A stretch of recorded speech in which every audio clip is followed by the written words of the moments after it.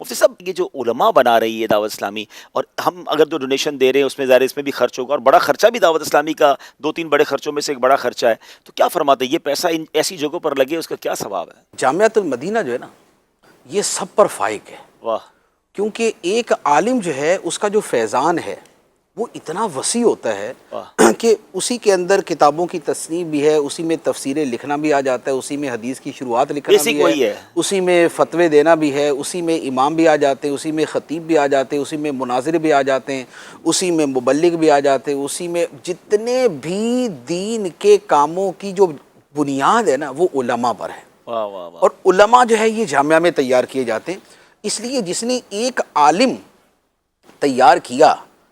تو اس عالم کے ذریعے ہونے والے دین کے سارے کاموں کا ثواب اسے ملتا ہے۔ واہ واہ، میں نے ایک واقعہ آپ کو عرض کیا تھا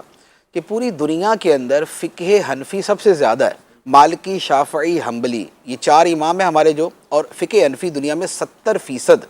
جو 1 ارب میں سے 70 کروڑ کہہ لیں آپ، یہ حنفی ہیں۔ یہ حنفی کیسے بنے؟ یہ حنفی بنے امام ابو یوسف رحمۃ اللہ علیہ کی وجہ سے، اللہ، کیونکہ بادشاہ ہارون رشید کے جو چیف جسٹس تھے، قاضی القضات تھے، وہ امام ابو یوسف تھے،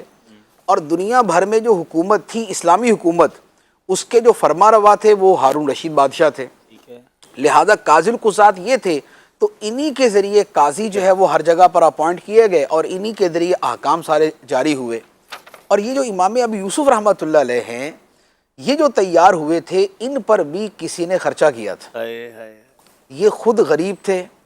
خود اپنے تعلیم کے اخراجات نہیں اٹھا سکتے تھے، خود اتنے بڑے عالم نہیں بن سکتے تھے، لیکن چونکہ ذہین تھے، بہت سمجھدار تھے، تو طبیعت میں تفقہ تھا،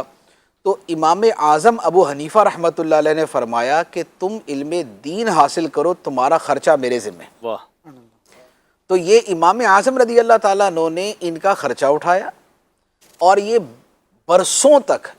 امام اعظم کے پاس پڑھتے رہے، اور جتنا عرصہ یہ پڑھتے رہے انہیں کبھی بھی اخراجات کے اندر پرابلم نہیں ہوئی، کیونکہ امام اعظم ان کا خرچہ اٹھا رہے تھے۔ سبحان اللہ، تو یہ پوری توجہ کے ساتھ حصول علم دین میں مشغول رہے، اور اس کے بعد یہ ہوا کہ پھر یہ قاضی القضات بنے، اور دنیا میں 70% حنفی بشمول ہمارے، واہ،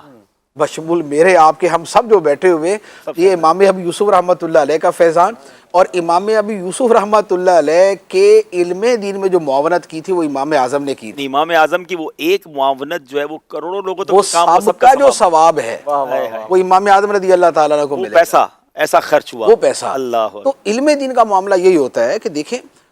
ایک بندہ محدث بن جاتا ہے، مفسر بن جاتا ہے، بہت بڑا دین کا خادم بن جاتا ہے، یہ پتہ ہی نہیں ہوتا یار اس کے پیچھے کون بندہ تھا جو اس کے خرچے اٹھا رہا تھا۔ اللہ اللہ اللہ، تو یہاں ہمارا جو دعوت اسلامی کا ماحول ہے، اس میں تو اوورآل دعوت اسلامی ہے نا، اور دعوت اسلامی میں جو جامعات کا خرچہ ہے وہ یہ ہماری جو عوام ہے، جو ہمارے مسلمان بھائی ہیں، یہ اٹھا رہے ہوتے ہیں۔ واہ واہ واہ، تو اب ان کی جو رقم علماء کی اس پروڈکشن کے اوپر خرچ ہوتی ہے، تو وہ سارے کا سارا ثواب جو ہے وہ ان کو مل رہا ہوتا ہے۔